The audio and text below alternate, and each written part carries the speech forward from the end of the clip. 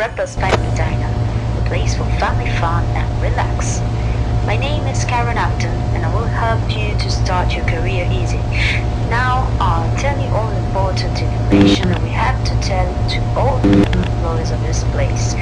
Pizzeria Freddy's Family Diner, first known as Papa's Diner, currently belongs to Fazbear Entertainment, the company that already has not just one pizzeria in our country. In the past, this pizzeria completely belonged to Mr. Henry, the man who designed displays and mascots. Before Fazbear Entertainment bought this place, the mascots were a brown bear, Baba, and a big porkbatch, and the pizzeria was named in their honor. Shortly after Fazbear Entertainment bought the pizzeria, the previous animatronics was sold to another little company, and they changed and renovated this place. New animatronics have been added here. Freddy, the Golden Bear singer, and his best friend, Spring Bonnie, the guitarist, who were designed by Mr. Harry and Mr. Acton. These models have acquired new functions, such as turning, walking towards the sound they hear, and the function of the suit. Now, inside the mascot can stay reversible, which facilitates exploitation. But I warn you, these models are still prototypes. They can be dangerous. I think you are already aware of the incident occurred to two employees because of the costumes, and now they're both in a hospital bed. Well, not that those costumes are so highly dangerous, but they can cause significant damage to you, especially if they're wet. It can be a big risk that the spring locks can break. After the incident, the pizzeria was closed for a short repair. We have replaced the classic models with new and safer models. They are not very different from the president costumes. Those classics have been put in the secure room, which you do not need to know right now. Our old night guard, Frank, has disappeared without trace. Honestly, we do not know where he is. Recently, he stayed in the animatronics ward tonight and got into his office trying to attack him. We do not know exactly what causes them to walk at night, but after renovation we built the mechanical doors, so in case the animatronics will try to get into your office, you have the possibility to stop them. But even now there are some problems with the heat generator for the mechanical doors, and eventually the generator can go off and you will stay in the dark until 6 a.m. We have inserted a sensor in the monitor and you can see how much you are heating up the generator. If the icon starts blinking, it means that the generator will switch off momentarily. So we advise you to use the doors only when it is extremely necessary. Well, for today it's all. I think you'll be able to spend this night without problems. In case of success, I'll call you tomorrow and continue to help you build your career for becoming an employee of Fazbear Entertainment. Good night. I hope to see you tomorrow on the spot.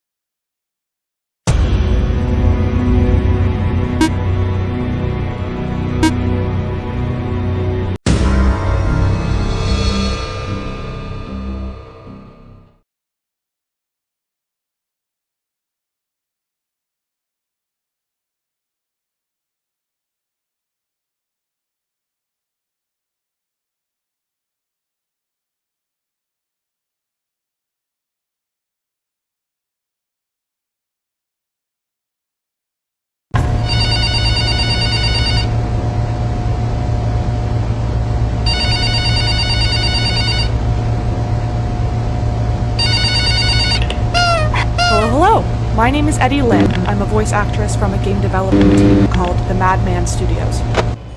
I'm here to read the text left by the main developer of Bloody Nights at Freddy's, a well-known FNAF fan game that was made back in 2018.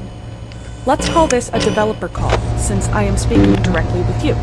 Starting from now, I will read different quotes as if it was the developer speaking. Thank you. Quote, I just wanted to explain what really happened behind everything that this game involved at the time, starting with what it really was. Bloody Nights at Freddy's had only a demo version, and it was already pretty much a successful game at the time. I uploaded it on GameJolt so people could try how it was again. Then this, what you are playing right now, is a newer, playable demo version that should have been released long ago, but the team broke up. I would say that the reason was that we were not ready to take on such a big project. We weren't good enough to build it well. We had many ideas, but the main thing was to try to make something like a canon fan game. A game that should have been somehow related to the original FNAF timeline, but at some point, Scott Cawthon started to release more and more games, and everything changed a lot. We were starting to decide to remake some of the things, or even the whole game.